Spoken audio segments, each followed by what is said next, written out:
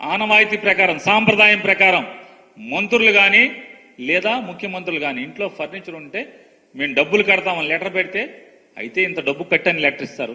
లేదంటే ఒప్పుకోవట్లేదు మీ ఆ ఫర్నిచర్ వెనక్కి ఇచ్చేయండి అంటే పట్టుకెళ్ళిపోతారు.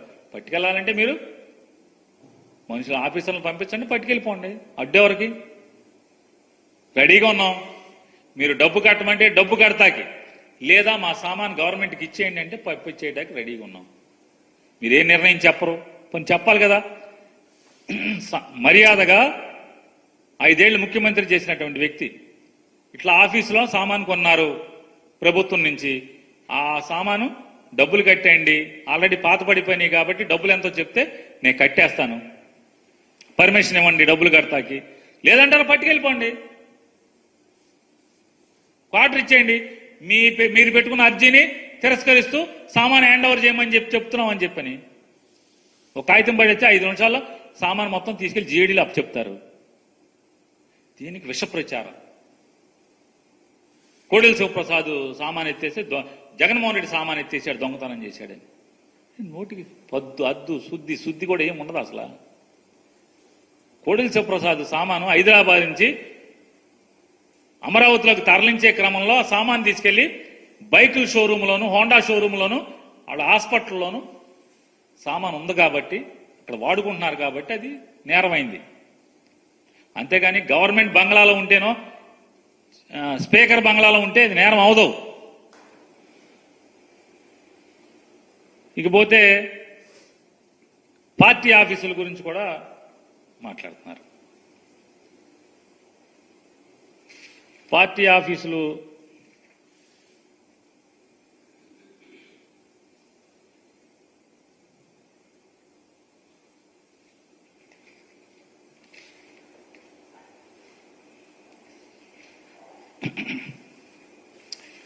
ఆఫీసులకి అసలు ఈ పురాణానికి ఈ కార్యక్రమాలకి తెరలైపోయింది ఎవరు? GO number 340 dated 21/7/2016. GO number 340 అనే జీవోని తీసుకొచ్చింది నారా చంద్రబాబు నాయుడు గారి ప్రభుత్వం. దీంట్లో ఏమని ఇచ్చారు?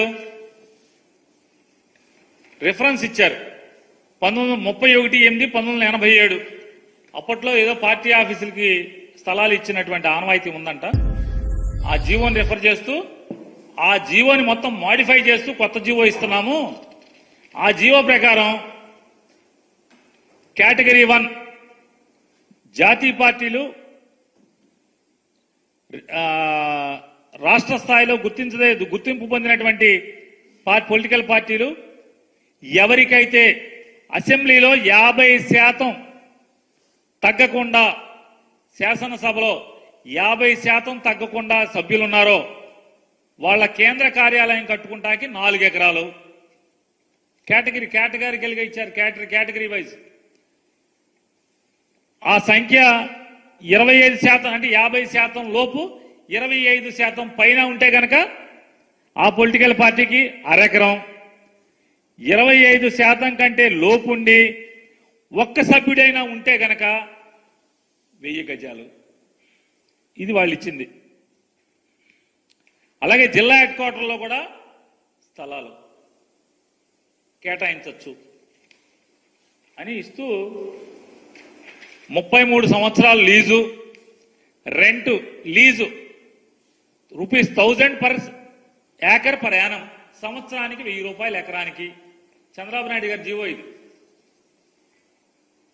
గవర్నమెంట్ శాంక్షన్ చేస్తుంది అని చెప్పిన 33 ఏళ్ళు లీజ్ అని చెప్పిన జీవో ఇస్తే, ఈ జీవోని ఆధారం చేసుకుని చంద్రబాబు నాయుడు గారి ప్రభుత్వం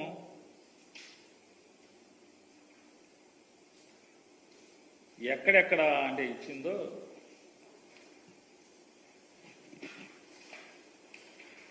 ఇదిగోండి. వాళ్ళు దిగేలోపు అంటే 2016 నుంచి 19 లోపు 10 జిల్లాల్లో ఆఫీసులు కేటాయించుకున్నారు. ఎకరం ₹1000 చొప్పున లోకేష్ నాయుడు గారు తెలుగుదేశం పార్టీ వారందరికీ, అలాగే ఈనాడు రామోజీరావు గారి అబ్బాయికి, ఆంధ్రజ్యోతి రాధాకృష్ణ గారికి, TV5 నాయుడు గారికి కూడా చెప్తాం. ఎకరం ₹1000 చొప్పునే జీవో ఎన్నో తారీఖు వచ్చింది? 21/7/2016లో వచ్చింది. వెంటనే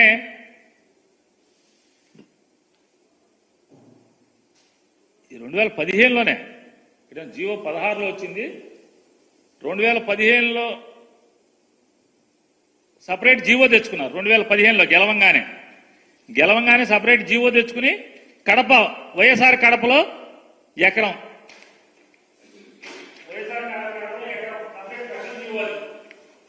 33 సంవత్సరాలకి వైఎస్ఆర్ కడపలో. దీనికి లీజ్ అమౌంట్ ఎంత అంటే గజానికి 200 రూపాయలు. అలాగే శ్రీకాకుళంలో ఇది 2000 స్పెషల్ జీవో తెచ్చారు 2015లో. శ్రీకాకుళం జిల్లాలో 25,000 రూపాయలు సంవత్సరానికి, 2 ఎకరాలకి సంవత్సరానికి 25,000 రూపాయలు. అంటే ఇది కూడా ఎకరానికి 1000 రూపాయలే. 99 ఏళ్ళు తర్వాత జీవో ఇచ్చిన తర్వాత 2016లో జీవో ఇచ్చిన తర్వాత వీళ్ళ కేంద్ర కార్యాలయం రోజు చంద్రబాబు నాయుడు గారు మొత్తం లోకేష్ నాయుడు గారు ఇక్కడ మంగళగిరిలో వెళ్ళి కూర్చుంటున్నారు కదా ఆఫీసు 99 ఏళ్ళకి ఇచ్చారు ఈ జీవోని తోసి రాజని. చూడండి కలెక్టర్ ఏం చెప్తారు, కలెక్టర్లు అందరూ కూడా ఏదో చెంచాగిరి చేశారంటున్నారు కదా. అప్పుడున్న కలెక్టర్ 2017లో ఎవరుంటే ఆ కలెక్టర్, గుంటూరు జిల్లా కలెక్టర్ చెంచాగిరి చేశాడా, గరిటిగిరి చేశాడా, ఏం చేశాడు? చెంబుగిరి చేశాడా, ఏ గిరి చేశాడు? 33 ఏళ్లు లీజు మించి ఇవ్వకూడదని చెప్పని జీవో మీరే ఇచ్చి 99 ఏళ్ళకి మీరే లీజు తీసుకుంటారా కలెక్టర్తో? ఎలా రాస్తాడా కలెక్టర్ 99 ఏళ్ళకి? అలాగే విజయనగరం ఎకరం, గుంటూరు 20 సెంట్లు, గుంటూరు జిల్లా ఆఫీస్ అది చిలకలూరుపేటలో, కృష్ణా విజయవాడలో ఇరిగేషన్ స్థలం